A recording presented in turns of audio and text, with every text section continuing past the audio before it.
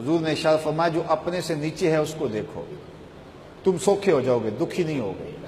اپنے اوپر دیکھو گے تو دکھی ہو جاؤ گے، میرے پاس یہ بھی نہیں ہے، میرے پاس یہ بھی نہیں ہے، میرے پاس یہ بھی نہیں ہے۔ لیکن اپنے سے نیچے دیکھو، تم 5 مرلے کے مکان میں رہتے ہو تو دیکھو وہ بھی جو جھونپڑیوں میں رہتے ہیں، تو تمہیں سکھ ملے گا، تم وہاں آسودہ ہو جاؤ گے۔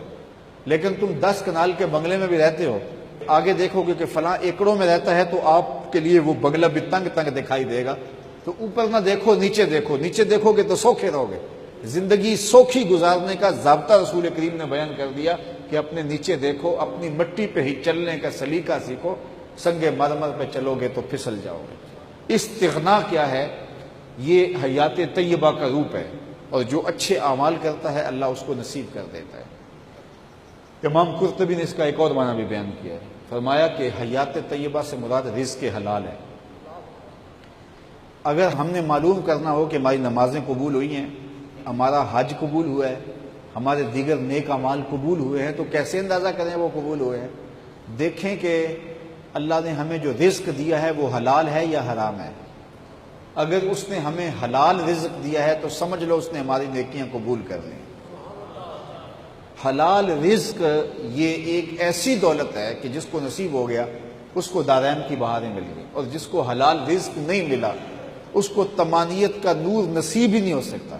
اور دوسری بات یہ ذہن میں رکھیں کہ رزق حلال نہیں ہے تو باطن کبھی بھی روشن نہیں ہوتا، اور جو شخص حلال رزق نہیں کھاتا، حرام کھاتا ہے، اس کی دعا کبھی بھی مستجاب نہیں ہوتی، کبھی بھی قبول نہیں ہوتی، بھلے وہ کعبۃ اللہ کیوں نہ چلا جائے۔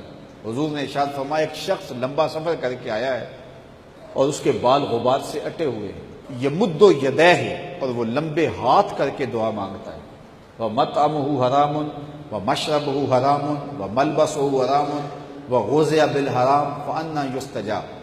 فرمایا اس کا لباس حرام ہے، اس کا کھانا حرام ہے، اس کا پینا حرام ہے، اس کو جو غذا دی گئی ہے وہ حرام کی ہے۔ اب لمبے لمبے ہاتھ کر کے کعبۃ اللہ کے سامنے کھڑا ہو کے حتیم میں دعا مانگتا ہے، کعبہ کے غلاف کو پکڑ کے چیختا ہے۔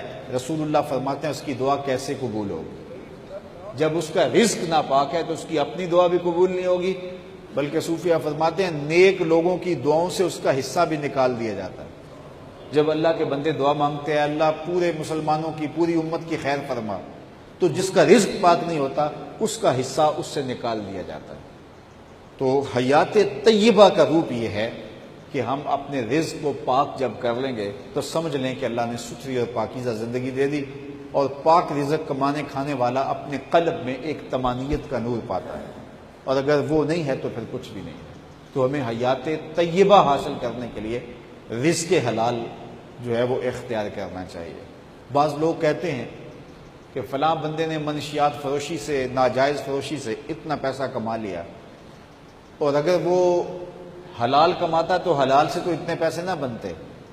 میں اس سے اختلاف کرتا ہوں۔ جب بچہ ماں کے پیٹ میں ہوتا ہے 120 دن کا، صحیح حدیث میں آتا ہے، فرشتہ آ کے اس کی عمر بھی لکھ جاتا ہے، اس کا شقی و سعید ہونا بھی لکھ جاتا ہے، اور اس کا رزق بھی لکھ جاتا ہے۔ اگر وہ ناجائز فروشی نہ کرتا تو پھر بھی اللہ اسے اتنا دیتا، لیکن وہ حلال ذریعے سے دیتا۔ لیکن اس نے دولت قارون جمع کی، دولت عثمان جمع نہیں کی۔ تو اگر انسان حلال ذریعے سے حاصل کرے تو پھر بھی اس کو اتنا ہی ملتا ہے جو اس کے قسمت میں لکھا ہے۔ اگر حرام ذریعے سے اختیار کرے پھر بھی اس کو اتنا ہی ملتا ہے جتنا اس کی قسمت میں لکھا ہے، لیکن وہ اپنے ذریعے کو غلط کر لیتا ہے۔ اب مجھے اور آپ کو یہ عزم کر لینا چاہیے کہ ہم کبھی بھی زندگی کے اندر جو ہے وہ حرام نہیں کمائیں گے، تو پھر اللہ تعالیٰ جل شانہ ہمیں تمانیت باطن بھی عطا فرمائے گا، اور جو ہمارے مقدر کا لکھا ہے وہ ہمیں مل کے رہے گا۔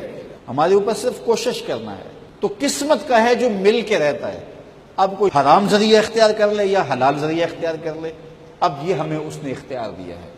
تو اللہ تعالیٰ جل شانہ جس کو حیات طیبہ عطا کرتا ہے، ستھری زندگی دیتا ہے، اس کو رزق حلال عطا کرتے ہیں۔